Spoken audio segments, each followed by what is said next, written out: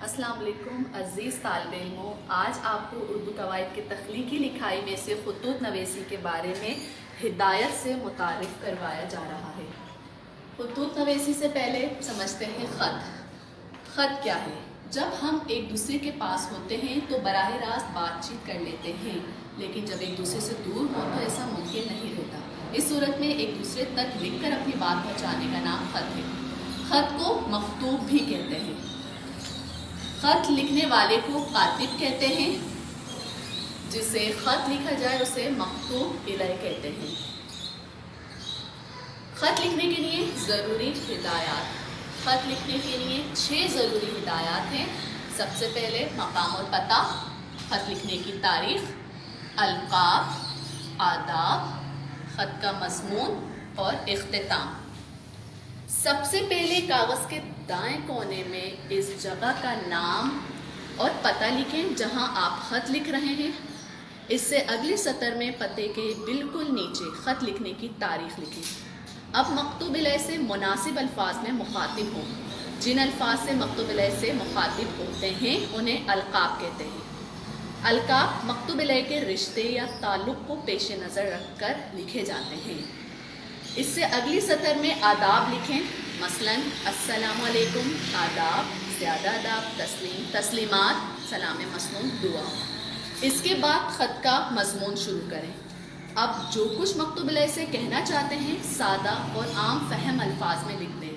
خط میں پرتکلف انداز اختیار نہ کریں اور نہ ہی پرتکلف یا نامانوس الفاظ کا استعمال کریں۔ یوں ہی اشعار کا استعمال بھی نہ کریں، صرف مطلب کی ضروری باتیں لکھیں، غیر ضروری باتوں سے گریز کریں۔ خط میں کوئی ایسی بات نہ لکھیں جو بے مقصد اور غلط ہو۔ کوئی ایسی بات بھی نہ لکھیں جسے پڑھ کر مکتوب الیہ کی دل آزاری ہو سکتی ہو یا اس کے دل میں کوئی غلط فہمی پیدا ہو سکتی ہو۔ جب خط کا مضمون ختم ہو جائے تو کوئی دعا یا کلمہ لکھیں، مثلاً دعا گو، والسلام، خیر اندیش وغیرہ۔ اس کے بعد مکتوب الیہ کے رشتے، تعلق، مقام اور پتے کے مطابق الفاظ لکھ کر نیچے اپنا نام لکھ دیں، مثلاً آپ کا پیارا بیٹا خالد۔ خط کا نمونہ۔ یہاں خط کا نمونہ دیا جا رہا ہے۔ خط کا نمونہ ہے ماموں کے نام خط۔ عنوان ہے سالگرہ کے تحفے پر شکریہ ادا کرنے کے لیے۔ شروع کریں گے خط مقام اور پتہ سے۔ مختصر مقام و پتہ لکھتے ہیں، دی اسمارٹ اسکول لکھا، گلستان جوہر، کراچی۔ خط کے پتے کے بالکل نیچے خط لکھنے کی تاریخ لکھی۔ پھر اس کے بعد القاب۔ کیونکہ یہ خط لکھا جا رہا ہے ماموں کے نام تو القاب ہمارے مکتوب الیہ کے مطابق ہوگا، میرے پیارے ماموں جان۔ اس کے بعد آداب۔ آداب میں السلام علیکم۔ پھر ہمارا خط کا مضمون شروع ہوا جاتا ہے، میں بالکل خیریت سے ہوں، میں اپنی سالگرہ کے موقع پر آپ کا مسلسل انتظار کر رہا تھا۔ انتظار کے عالم میں جب ڈاکیے نے مجھے آپ کا خط اور پارسل دیا تو میں نے جلدی خط پڑھا اور پارسل کھولا۔ آپ نے مجھے مبارکباد دی اور تحفے میں کتابیں بھیجی ہیں۔ یہ کتابیں اسلامی موضوعات پر ہیں۔ مجھے خوشی ہوئی کہ آپ نے میرے شوق مطالعہ کے پیش نظر تحفے میں اتنی اچھی کتابیں بھیجیں۔ میں ساری کتابیں پوری توجہ سے پڑھوں گا، میری طرف سے دلی شکریہ قبول فرمائیں۔ والسلام، آپ کا پیارا بھانجا علی۔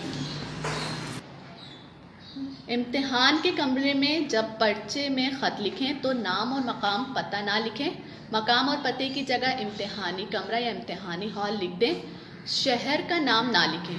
اپنے نام کی جگہ اختتام میں اپنے نام کی جگہ الف ب ج لکھ دیں۔ اپنا رول نمبر بھی نہ لکھیں۔ تحفے پر شکریہ ادا کرنے کے لیے شروع کریں گے خط مقام اور پتہ سے۔ مختصر مقام و پتہ لکھتے ہیں، دی اسمارٹ اسکول لکھا، گلستان جوہر، کراچی۔ خط کے پتے کے بالکل نیچے خط لکھنے کی تاریخ لکھی۔ پھر اس کے بعد القاب۔ کیونکہ یہ خط لکھا جا رہا ہے ماموں کے نام تو القاب ہمارے مکتوب الیہ کے مطابق ہوگا، میرے پیارے ماموں جان۔ اس کے بعد آداب۔ آداب میں السلام علیکم۔ پھر ہمارا خط کا مضمون شروع ہوا جاتا ہے، میں بالکل خیریت سے ہوں، میں اپنی سالگرہ کے موقع پر آپ کا مسلسل انتظار کر رہا تھا۔ انتظار کے عالم میں جب ڈاکیے نے مجھے آپ کا خط اور پارسل دیا تو میں نے جلدی خط پڑھا اور پارسل کھولا۔ آپ نے مجھے مبارکباد دی اور تحفے میں کتابیں بھیجی ہیں۔ یہ کتابیں اسلامی موضوعات پر ہیں۔ مجھے خوشی ہوئی کہ آپ نے میرے شوق مطالعہ کے پیش نظر تحفے میں اتنی اچھی کتابیں بھیجیں۔ میں ساری کتابیں پوری توجہ سے پڑھوں گا۔ میری طرف سے دلی شکریہ قبول فرمائیں۔ والسلام، آپ کا پیارا بھانجا علی۔ امتحان کے کمرے میں جب پرچے میں خط لکھیں تو نام اور مقام پتہ نہ لکھیں۔ مقام اور پتے کی جگہ امتحانی کمرہ یا امتحانی ہال لکھ دیں۔ شہر کا نام نہ لکھیں۔ اپنے نام کی جگہ اختتام میں اپنے نام کی جگہ الف ب ج لکھ دیں۔ اپنا رول نمبر بھی نہ لکھیں۔